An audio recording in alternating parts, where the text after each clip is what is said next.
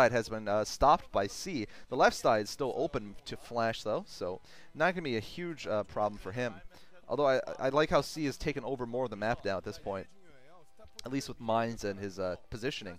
Smart moves here from C Shield, I gotta say. And then somehow this guy needs someone to hold his hand. Like, he needs like a buddy to sit in the booth with him and hold his hand. Or I guess he can't really hold his hand during the games. Maybe just rub his back or something during, you know, single league games and just say, it's okay, C Shield. It's okay. You can do it. You can win in a single league.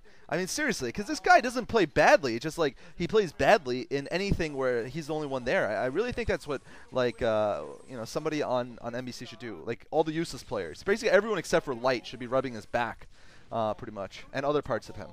And C-Shield's cool because he knows English pretty well, too. Oh, look at this. C-Shield doing a cool move here.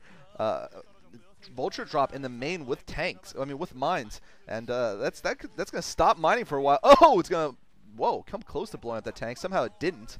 Tank sieging up at an inopportune time. Looks like tank barely going to get killed off.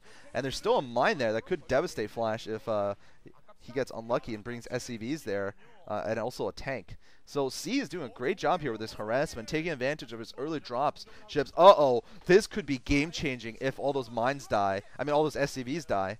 It looks like Flash once again is forced to retreat. This is costing him valuable mining time, and you know, with every few seconds of this mining time being delayed, he's definitely falling behind here. So C regaining the advantage, I think, at this point. He's also taking the time to expand again. There's Flash with some vultures. Oh man, he's not even able to plant those mines. C has gotten a great drop off, I would say, and finally it's getting cleaned up. I mean, it's not even that important it didn't kill that many SCVs. It's more important that it stopped the mining for that long.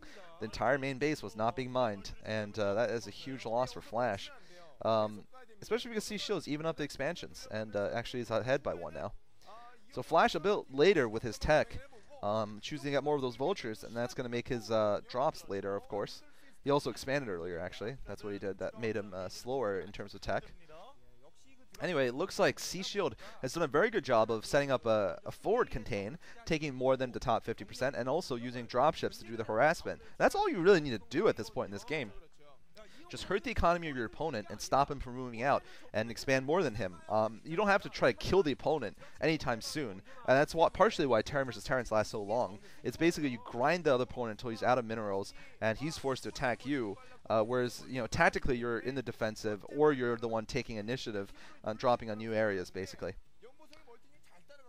And right now Flash is kind of in that unfortunate position of being the one who's contained and has to react. So C is doing very well by catching Flash like that, and right now Flash is the one having to go uphill too. And right now, oh man, Flash is hurting a lot from having to climb uphill here. He is not having fun doing this. He's definitely losing more units than C is, and you can see here the advantage of having that hill and of being in the tactical defensive even while you're on the strategic offensive.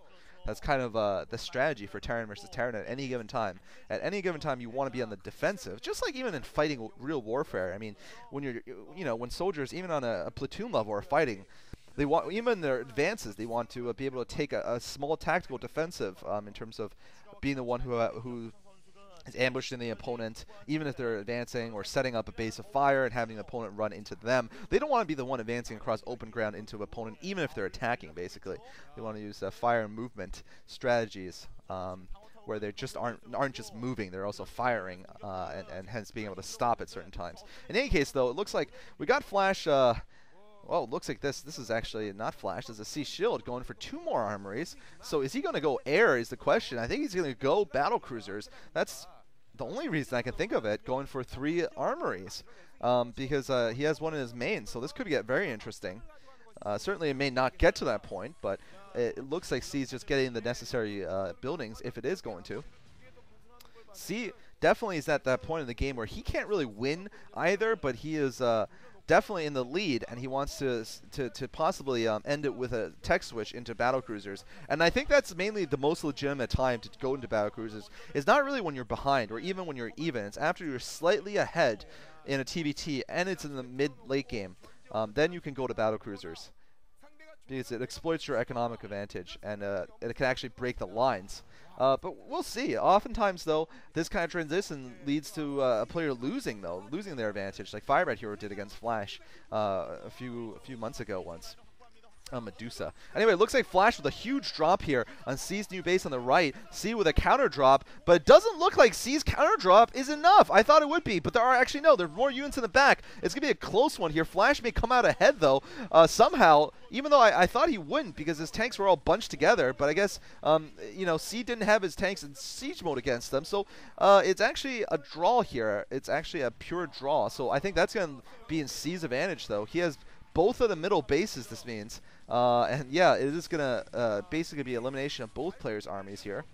He has both of the middle bases, so theoretically he has right now, wow, he's got more than just the 2 middle bases. Man, Flash barely has this base on the right side, so C has 1, 2, 3, 4, 5, 6 main bases, plus a mineral only against Flash's 3 main, plus a 4th main that might come up at the bottom right, that might be operational soon.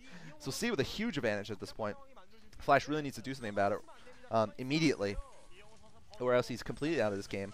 And he might already be with the loss of that attack there. I gotta say, that's pretty impressive from C Shield to be able to put Flash this far back in the game. I didn't realize he had taken both sides, left and right, in the middle. But he certainly has. And Flash has not been able to take the lower right, just now taking it. So right now you can't really tell the difference so much because both players still have all their minerals and still have all their bases mining. But once Flash starts getting exhausted, the difference is going to get more and more acute. Right now we're seeing both players rearranging their forces here. C is going to have more built up in the bank too. And there it is, the physics lab as expected. So we are going to see the battle cruisers operational pretty soon here. This is going to be very interesting. Basically the question is, can Flash take advantage of this timing? It's pretty much his one big chance here to take back this game, is to try to figure out, first he has to figure out C's doing this, and then try to catch C during a transitional period. He still has to deal with a formidable ground force though, because I don't think he's ahead at all, and he won't be for a while. Maybe at one point during the battlecruiser transition, and he obviously has to do it before there's enough battlecruisers to just kill him. So here comes Flash trying to advance. Man, he eats a good number of mines there, and he's advancing into well-dispersed tanks from C Shield. C right now doing a good job of defending this line here. Flash managing to kill off some stuff in the middle. I don't think that's enough, though. C has mines and tanks everywhere. Flash with a lot of tanks, but that's just not enough, I think. C also has his drop ready, too. That's going to land wherever Flash brings his forces next. So, you know, this is going to be very bad for Flash, I think. I mean, well, it depends. I mean, can Flash push forward in time is the question. And C might not be actually building battle cruisers. He might just be getting them ready, which could be smart, too. He might not actually have been building them anytime. And Flash right now needs to do something. He needs to get multiple attack going off at different locations. I think that would help. But I'm not sure if he has the resources to do that. The units on hand. As you can see, C was prepared with +1/+1 for air armor and air attack. So clearly he was preparing for this a few minutes ago. And there's Flash with drops and a few ground units. We're going to see what he can do here. He is going to advance, it looks like, right into a lot of mines. The mines kill all of Flash's tanks. Oh my god, that was horrendous. I don't think Flash can handle this. Yeah, GG. Wow, epic fail there. Drop fail right in the middle. It was so bad that, like, I mean, I can't blame Flash totally, except for the fact that he didn't scan the area, which he should have done. But Flash landed in such a way that all the mines killed just his own units. There was this big hole where the mines would just kill his own units and not even C's tanks. And in this case, that's exactly what they did. They landed exactly the wrong spot, and it was perfect for C Shield. So Flash, smartly enough, GG's. I don't think he wanted to be humiliated. And Flash sometimes, you know, doesn't stick until the end to wait for that. You know, the robot needs to keep his morale up also, evidently. And that's just too bad. I mean, where's the robot Flash? I guess we have to assume that it's not really that he's not tired anymore. It's just makeup or something, or hanging out with luxury, which is not a good thing. At all, because if Flash ends up hanging out with luxury and the other bad influence on the KT team, that team is just going down the drains, man. Anyway, hope you guys enjoy this commentary and the commentaries that you're watching today. We'll be doing some, weekly perhaps, although no promises that they'll come that often. I am rather busy getting this educational thing done, although it should be done by the end of this semester, though. So that's actually pretty cool. So you guys might be expecting more coming in the spring.